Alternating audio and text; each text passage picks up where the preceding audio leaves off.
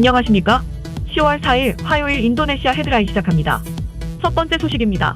CNBC 인도네시아 등에 따르면 조코위 대통령은 현지 UOB은행의 경제 전망 발표 행사에 참석해 올해 들어 달러 대비 루피아 가치는 약 7% 하락했지만 다른 아시아 통화들에 비해서는 양호한 상태라고 강조했습니다.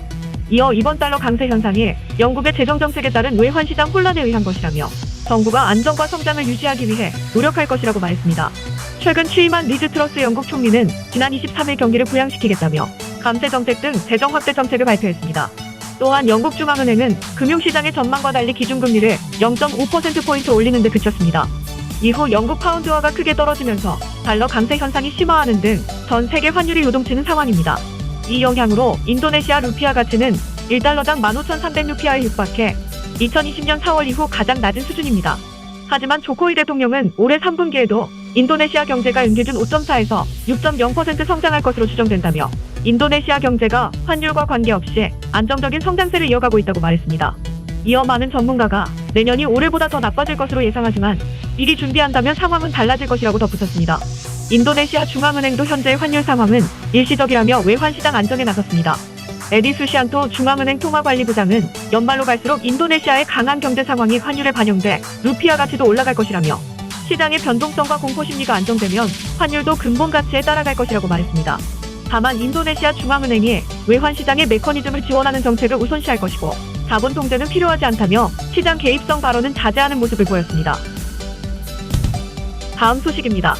지난 28일 방위사업청이 경남 사천 공군 제3훈련비행단에서 개최한 KF-21 최초 비행 성공 축하 행사에서 KF-21이 다시금 멋진 이륙을 선보이며 내 외빈 400여 명의 힘찬 박수를 받았습니다. KF-21 이륙 장면이 취재진 등 일반에 공식적으로 공개되기는 이번이 처음입니다. 이날 행사에는 공동개발국인 인도네시아도 무함마드 헤린드라 국방차관을 비롯한 정부 대표단을 보내 지속적인 공동개발 참여 의지를 내비쳤습니다. 인도네시아 국방차관은 인도네시아는 한국과 협력하여 전투기 공동개발을 지원하기 위해 최선을 다하고 있다고 말했습니다. 또한 KF-21이 언젠가 인도네시아 방공망의 일부가 될 것이라고 낙관한다고 전했습니다. 국방차관은 언론 성명을 통해 인도네시아는 2025년부터 2040년까지 인도네시아 공군 전투기의 수요를 KF-21로 충족시키는 것을 목표로 하고 있으며 인도네시아의 전략적 가치가 있는 국가 프로그램 중 하나라고 평가했습니다. 특히 인도네시아는 개발 인력을 100명까지 확대하기를 희망하고 있습니다. 현재 인도네시아는 국제적으로 인증된 37명의 엔지니어와 2명의 공군 시험 조종사를 파견하고 있습니다. 다만 분담금 미납 문제에 대해서는 함구했습니다. 인도네시아는 2017년 하반기 이후 분담금 8천억 원을 납부하지 않아 지난해 11월 실무 협의를 거쳐 올해 3월까지 비용 분담 계약서를 수정했습니다. 그러나 이마저 이행되지 않고 인도네시아 인력들을 한국에 재파견하자 분담금은 받지 못한 채 국산 전투기 기술만 유출된다는 우려가 나왔습니다. 한편 KF-21은 지난 7월 최초 비행 이후 조종사 4명이 투입돼 지난 26일 기준으로 10여 비행 횟수를 기록했으며 다음 달부터는 CJ 2호기가 비행 시험에 투입될 예정입니다. 참고로 KF-21은 총 8조 8천억 원 규모의 F4, F5 노후기 교체 사업으로 2026년 본격 생산을 목표로 하고 있습니다. 다음 소식입니다. 지난 28일 코트라 주관으로 열린 한인님 미래 신산업 비즈니스 플라자에서 신윤성 산업연구원 연구위원은 기조연설을 통해 전 세계 경제가 둔화하며 침체 위기에 빠진 상황에서도 인도네시아가 제조업 강국으로 부상하고 있다고 말했습니다. 그는 그동안 중국이 세계 공장 역할을 했지만 인건비가 상승하고 경제구조도 제조업에서 서비스업으로 옮겨지면서 제조업 분야의 투자가 상당 부분 아세안으로 넘어오고 있다며 이런 상황에서 아세안 내 총생산의 약 35%를 차지하는 인도네시아가 가장 큰 수혜를 보고 있다고 설명했습니다. 특히 인도네시아의 경우 해외 투자가 금융보다는 제조업 분야 투자 비중이 높다며 투자의 질도 좋다고 설명했습니다. 인도네시아 투자부에 따르면 올해 상반기 인도네시아 내 외국인 직접 투자는 약 198억 달러로 1년 전보다 35.5% 증가했으며 이 중 제조업 분야 투자는 약 109억 달러로 전체 외국인 투자의 55%를 차지합니다. 특히 인도네시아에 대한 한국의 투자도 큰 폭으로 늘고 있습니다. 2018년 6억 8천만 달러에 그쳤던 한국의 인도네시아 투자는 지난해 18억 달러로 사상 최고치를 기록했습니다. 신연구위원은 한국의 인도네시아 투자가 특별한 것은 전기차나 배터리, 화이트 바이오 등 신산업이나 제철소, 석유화학단지 등 대규모 장치 산업에 투자한다는 것이라며 한국의 기술이 함께하면 인도네시아가 중진국에 덫에 빠졌을 때 이를 뚫어낼 수 있을 것이며 한국도 인도네시아 투자로 과도한 중국 의존도에서 벗어날 수 있을 것이라고 말했습니다. 이날 행사에 참석한 박태성 주인도네시아 대사도 양국 간 포괄적 경제 동반자 협정이 발효되면 무역 확대는 물론 중소기업 육성과 기술 이전, 인력 양성, 디지털 전환 등에서 미래 협력이 확대될 것이라며 노동력과 천연자원이 풍부한 인도네시아와 기술력을 갖춘 한국이 파트너가 돼 장점만 결합하면 양국 모두 윈윈할 수 있다고 강조했습니다. 다음 소식입니다. 서부 파푸아주에서 무장 반군단체의 총격에 의해 노동자 4명이 사망하는 사건이 발생했습니다. 일간 콩파스 등 현지 언론에 따르면 서부 파푸아주 경찰은 서파푸아 민족해방군이 해당 지역에서 도로 공사를 하던 노동자 12명에게 총격을 가해 4명이 숨졌다고 밝혔습니다. 서파푸아 민족해방군 대변인은 성명을 통해 노동자로 가장한 인도네시아 정보부 군인 4명을 사살하는 데 성공했다며 자신들이 공격한 이들이 노동자가 아닌 인도네시아 군인이라고 주장했습니다. 그러면서 사망자들의 시신을 자신들이 확보하고 있다고 덧붙였습니다. 이에 대해 현지 경찰은 사망자들의 신분이 아직 확인되지 않았으며 이들의 시신이 현재 어디에 있는지 확인하기 위해 노력하고 있다고 밝혔습니다. 참고로 파푸아는 인도네시아 동쪽 끝이자 호주 북부에 있는 뉴기니 섬의 서쪽 지역을 말합니다. 인도네시아는 파푸아가 네덜란드로부터 독립하자 이 지역을 장악한 뒤 1969년 주민투표를 통해 자국령으로 편입했습니다. 하지만 파푸아 독립운동가들은 주민투표 결과가 조작됐다며 무장 독립투쟁을 이어오고 있습니다. 서파푸아 민족해방군은 지난 7월에도 화물차를 습격 10명을 사살했으며 당시에도 희생자들이 인도네시아 정부를 위해 일하는 간첩이라고 주장한 바 있습니다. 다음 소식입니다. 인도네시아의 탄광업체 인디카 에너지와 대만의 폭스콘은 전기자동차와 배터리를 제조하는 합작회사를 설립했다고 밝혔습니다.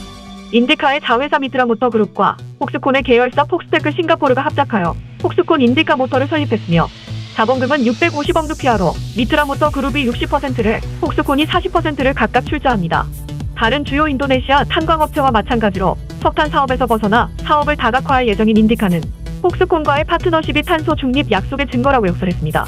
인디카의 이사이자 그룹의 최고 투자 책임자인 푸르바자 판차는 2030년까지 도로에 전기 자동차 200만 대와 전기 오토바이 1300만 대를 보급하겠다는 자국 정부의 목표를 이용하면서 인도네시아의 전기차 생태계 발전에 엄청난 잠재력이 있다고 강조했습니다.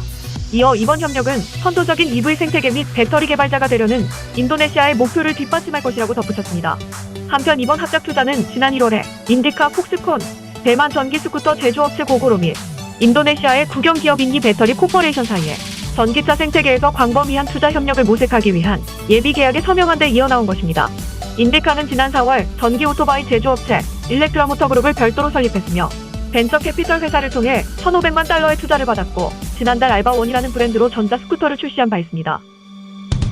다음 소식입니다. 올해 들어 인도네시아에서 댕기열 감염자가 다수 나타나고 있습니다. 보건부에 따르면 연초부터 9월 초까지 누적 감염자 수는 87,501명, 사망자 수는 816명이 발생했습니다. 보건부는 인구 10만 명당 31.38명이 댕기열에 감염됐으며 치사율은 0.93%라고 밝혔습니다. 지역별로 서부자바주에서 가장 많은 26,686명의 감염자가 발생했습니다. 연령별로는 14세에서 44세가 38.96%로 가장 높게 나타났으며 5세에서 14세가 35.61%로 그 뒤를 이었습니다. 이처럼 댕기열 감염자가 늘어나자 보건부는 전국 지자체장에 감염 대책을 강화하도록 지시했습니다. 한편 댕기열은 댕기 바이러스에 감염된 순모기에 물려 감염되며 3일에서 14일 잠복기 후 발열, 두통, 오한, 근육통 등의 증상이 나타납니다. 현재 예방 백신 및 치료제는 없기 때문에 모기 기피제, 모기장, 모기향, 밝은색 긴팔 상의 및 긴 바지 착용 등 모기에게 물리지 않도록 주의해야 합니다. 특히 모기가 많이 있는 풀숲이나 산속 등은 가급적 피해야 하며 증상이 있을 경우 병원을 방문하여 적절한 조치를 받아야 합니다. 다음 소식입니다. CGV 인도네시아는 영화 포털 클릭필름과 손잡고 다음 달 22일부터 30일까지 월드 시네마 위크를 개최한다고 밝혔습니다. 해당 영화제에서는 39개국 71편의 영화가 상영될 예정입니다. 출품된 영화는 CGV 영화관과 클릭필름에서 운영하는 온라인 스크린을 통해 볼 수 있습니다. 주요 영화로는 CGV 영화관에서 크로스 더 라인, 트라이앵글 오브 새드니스, 홀리 스파이더 등이 상영되며 클릭필름 온라인 스크린을 통해서는 패밀리 디너, 걸픽처, 노트르담 온 파이어 등을 볼 수 있을 전망입니다. 또한 이번 월드 시네마 위크에서는 영화 제작자와 영화업계 종사자들이 참가하는 회의, 세미나 등이 열릴 계획이며 인도네시아 영화업계와 글로벌 영화업계는 물론 영화업계와 영화팬들 사이에서의 교류도 이루어지게 될 예정입니다. CGV 인도네시아 마케팅 영업 담당자는 인도네시아에서 처음 열리는 월드 시네마 위크에 참여하게 돼 영광이라면서 글로벌 영화 생태계 지원의 일환으로 개최되는 이번 행사를 환영한다고 전했습니다. 참고로 CGV는 지난 2013년 인도네시아에 처음 진출했으며 영화관은 69개로 총 410개 스크린을 보유하고 있습니다. 특히 CGV 인도네시아는 실적 상승세에 올라탔습니다. 지난 5월 방역 정책이 완화되면서 영화관 방문이 자유로워져 관객들이 다시 극장을 찾으면서 지난 2분기 CGV 인도네시아 매출은 코로나 이전인 2019년 2분기 대비 94% 수준을 기록하는 등 회복세를 보이고 있습니다. 시청해주셔서 감사합니다. 다음 시간에 뵙겠습니다.